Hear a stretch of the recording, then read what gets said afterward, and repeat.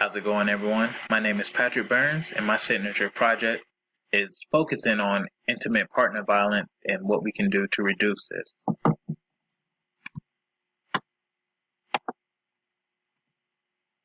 So, what is the importance of this program? So, we will offer online assistance to get patients scheduled to see a physician and to receive treatment for the abuse that they receive.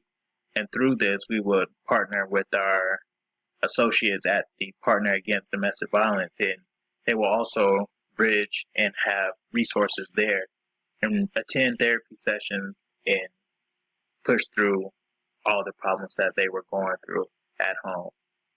The risk projection, so what we look into when it comes to website accessibility is internet service.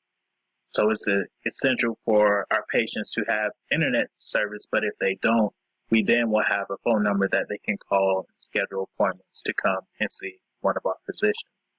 And also our resources. If we do well and we see a lot of patients, we need to make sure we have enough resources to treat the patients in our hospital, and also the resources with Patients Against Domestic Violence. They have the resources to ensure that patients can attend therapy sessions and receive good words from speakers who come and try to help them out. Patient safety. Confidentiality is important. So the patient's personal health information needs to only be known by their physician and our staff who puts their information into the computer. And also with trust. So patients who deal with intimate partner violence have a lack of trust, so it's important that the one-on-one session with our physician, it goes well, and our physicians need to understand that these patients are vulnerable and they need to be aware of that and considerate of their feelings during this time. Financial obligations, looking into it, website prices aren't that expensive, so getting our website up and running is our key factor into starting our project.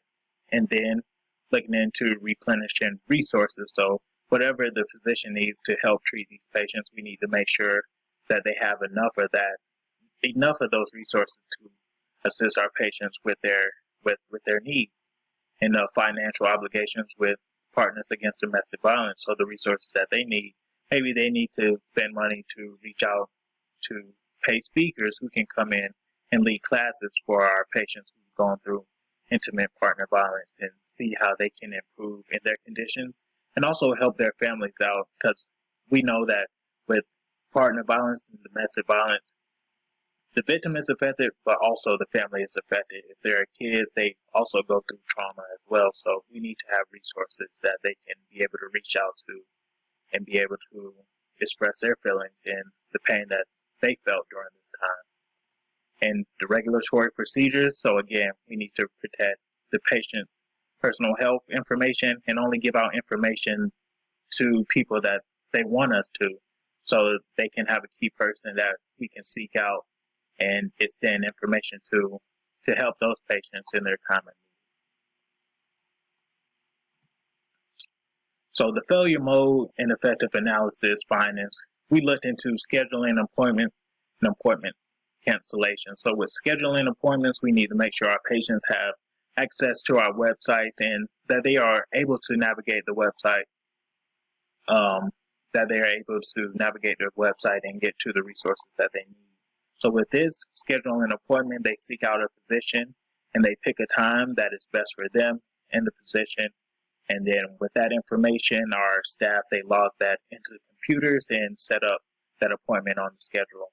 And we also need to look into appointment cancellations, because if we are assigning scheduling these appointments and the patient doesn't show up, that is taking away time that we could have used with another patient. And we need to see if this happens periodically or if this happens a lot with that patient. So we need to make sure and do background information and look into that. Also with our insurance billing for Patients Against Domestic Violence, maybe the patients would have to come out of pocket, but we are trying to look into ways that we can use the insurance to pay for their therapy sessions and the resources that they receive there, so it doesn't cause the patients to go into their pockets much, because we know during this time a lot can be moving around with them in their lives. So it is important for us to bridge the gap and help them reach these resources so they can receive the help that they need. With our critical findings, what are our measures? So accessibility, we look into how many patients can reach our website, how known is our website. So we should go out and promote and spread the word that we are trying to help patients going through domestic abuse and people who are going through intimate partner violence, so they can know they have someone out there trying to help them and not, push them down or lead into anything any further that they might not want to do. So just giving them a hand to reach out to. And again, with patient's appointment attendance, so looking into it. So if the patient shows up for their first one but do not come into their follow-up, this is critical, because we need to see how the treatment affected the patient and how they are doing now since they got back into their daily activities and since they received the therapy sessions with our partners. And also we need to know the patient's satisfaction. So with this follow-up appointment, we can see if the patient was satisfied with the resources that they got and if this was able to help them push their lives forward in a positive direction. So their words and their feedback is greatly needed for our project to go forward. So risk susceptibility to readmission. So if the patient goes back into their daily lives and they're dealing with the same partner that abused them to get into the situation at first, this is a big risk, and we need to look further into that and talk with the authorities so we can get our patient into a safe place where they can live their lives and begin to move forward from the pain that was caused by their partner. And how was the risk mitigated? So resources for our victims, again, we are extending a helping hand with our partners against domestic violence, and trying to have a safe place for them to be after this time they go through. And telehealth check-in, so maybe if they didn't follow up with us and didn't come into the hospital, we could give them a call. We can give them, FaceTime is really big now, or Zoom, and we can check in on them, see how they're doing, check up on their condition that we've seen them for beforehand, to see if they're improving and moving forward in their lives. So again, the 3 metrics to show compliance and sustainability for our project is follow-up appointments attended. So this is important to see how the patients are improving in their conditions, the therapy sessions that they receive, and if they're attending those sessions that we are providing resources for, because that's also important. We know that can really help them out in their daily lives, and the feedback from the patients is extremely important. We need to know what's going on in their minds and in their homes, and how we can better help them reach their goals that they want to reach. So again, the follow-up appointments are very important for our project, because we see how the patients are doing after the resources they receive. Are the patients taking advantage? We can check this through the attendance and see if they're coming to those sessions and the types of feedback that they give us. If there's negative feedback, then we know that there's some things we need to improve. And there's always things that we can improve, so their feedback is very important to us going forward with our project.